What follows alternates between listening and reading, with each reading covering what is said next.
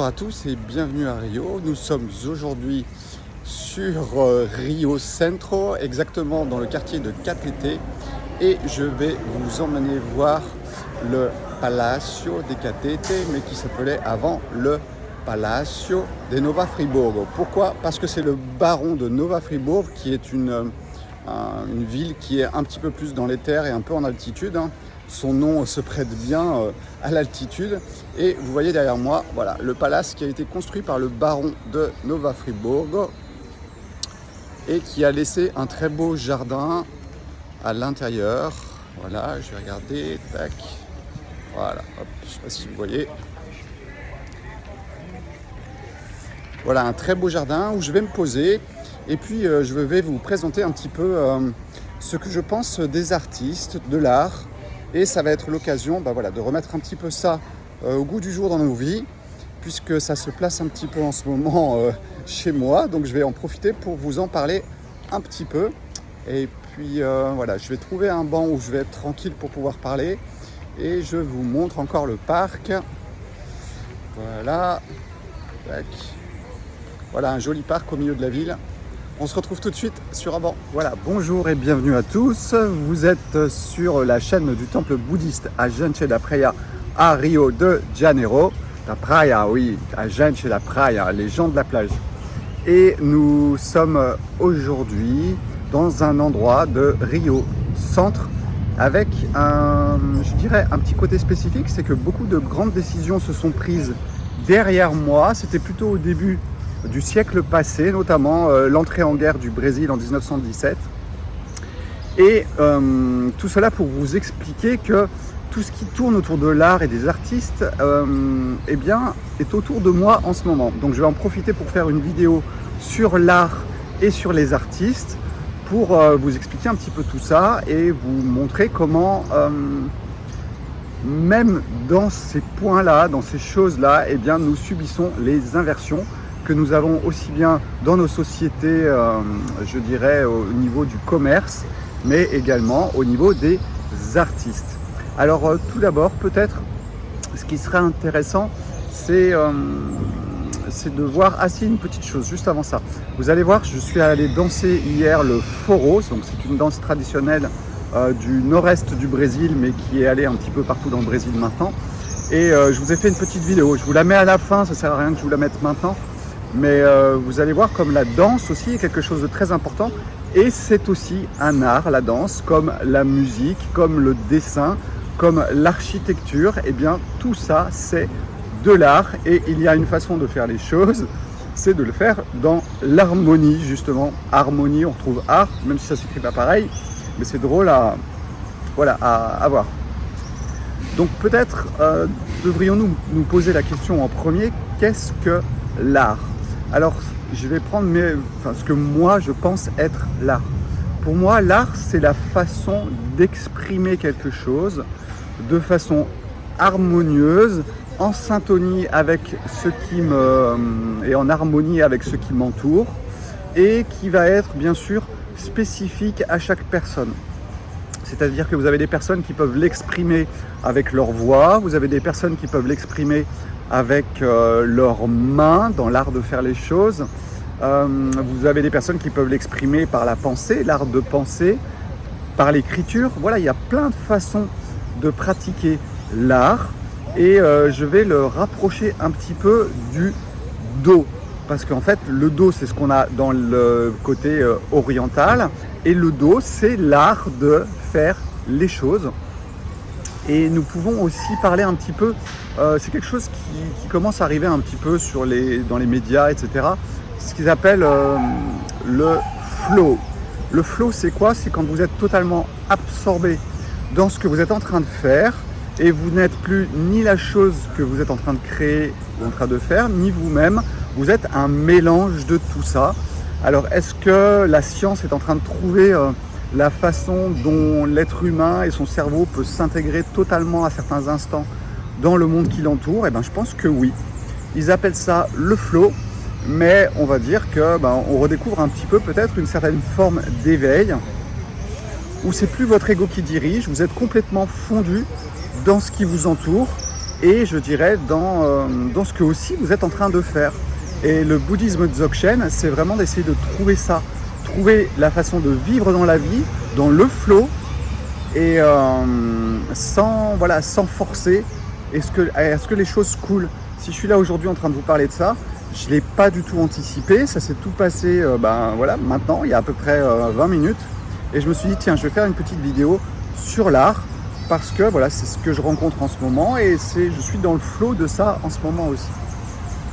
J'ai la chance d'avoir eu une grand-mère qui adorait danser, donc elle m'emmenait au bal avec elle. Et puis donc la musique a toujours fait partie de ma vie. Je joue du piano, de la guitare, j'ai fait de la batterie. Et voilà, la musique est quelque chose d'important pour moi, où aussi on peut toucher ça. Donc l'art est important, je pense, pour chacun, à son niveau et en fonction bien sûr de ce qu'il aime.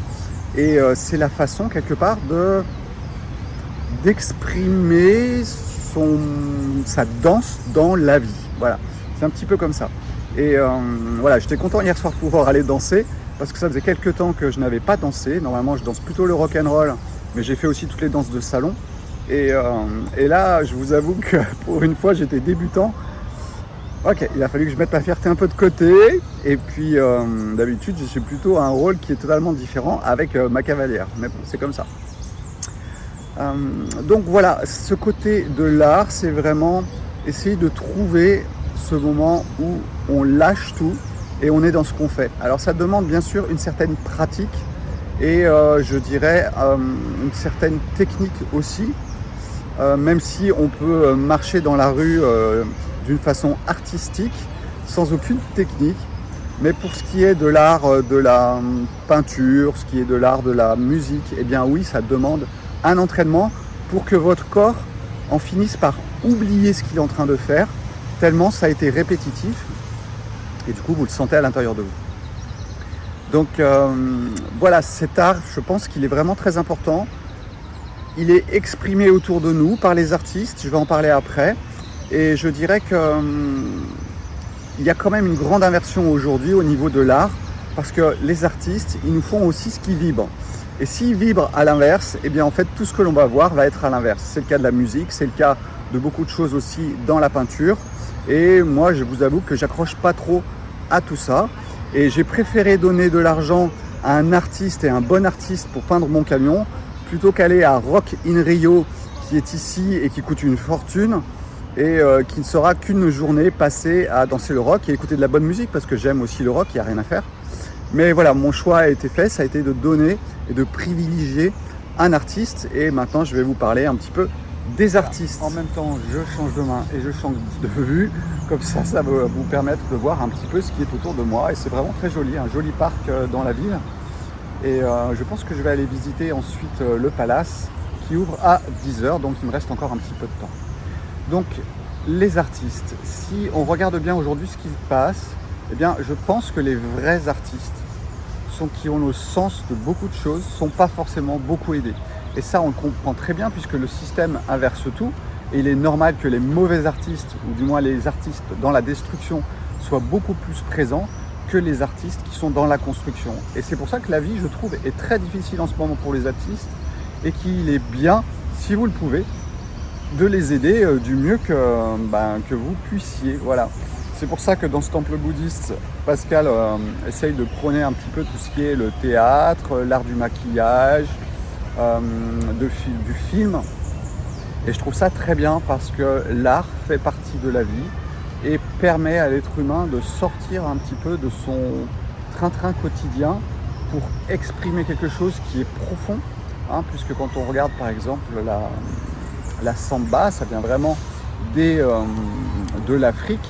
Quand les Africains sont arrivés à Rio de Janeiro, puisqu'en fait il y avait besoin de main-d'œuvre des Européens pour exploiter beaucoup de choses et notamment le café, puisque le baron qui a construit le palace qui est derrière nous, et oui, c'est un petit peu le café qui a permis ce genre de choses. Et donc le côté africain s'est exprimé grâce à la samba.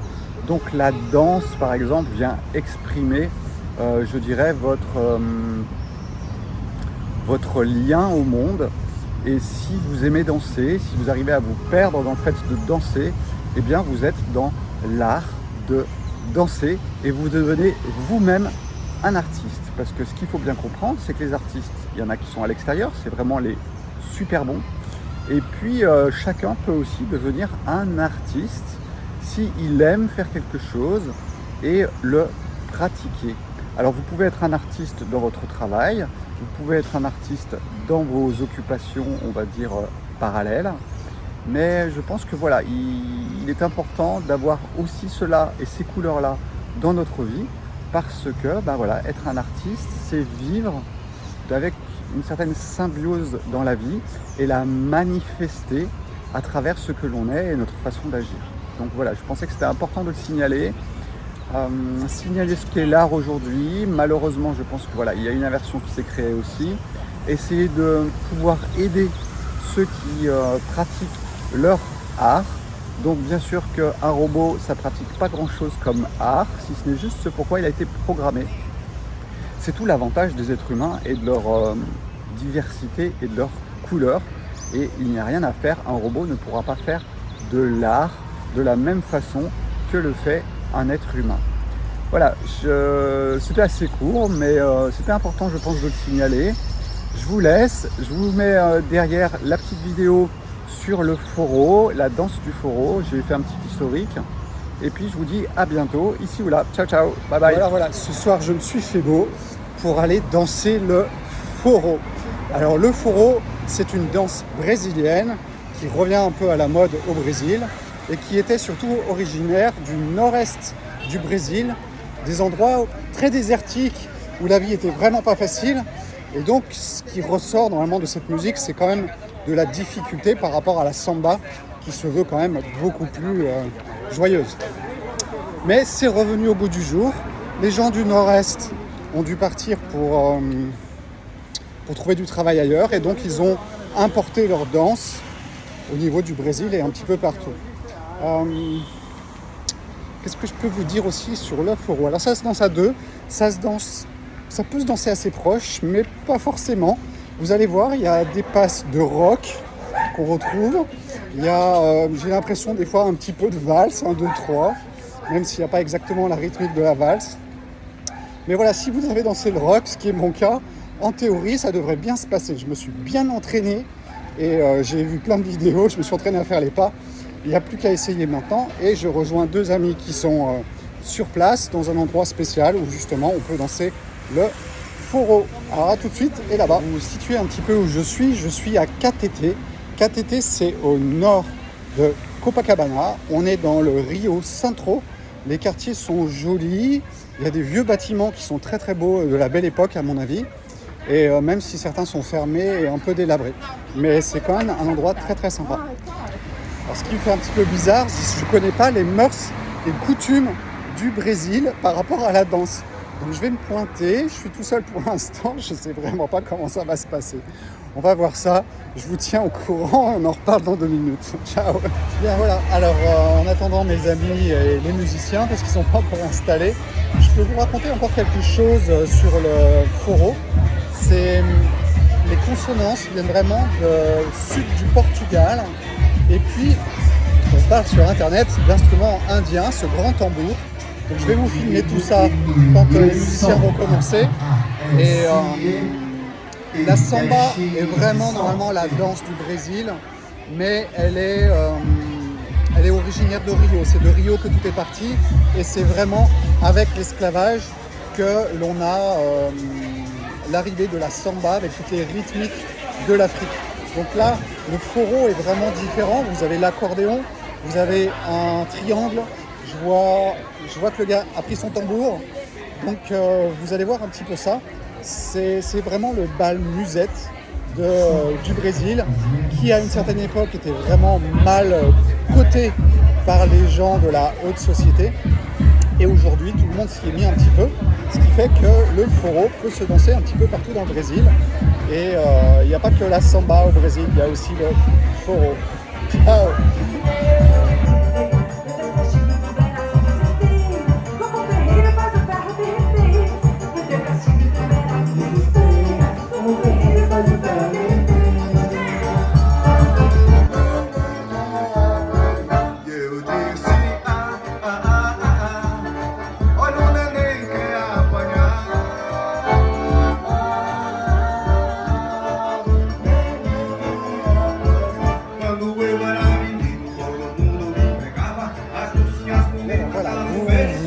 comment ça s'est passé? Eh bien, ça s'est plutôt bien passé, même si j'étais quand même un peu à la ramasse. Ça doit se voir un petit peu sur les vidéos. Ciao, ciao, bye bye, je vais aller me coucher.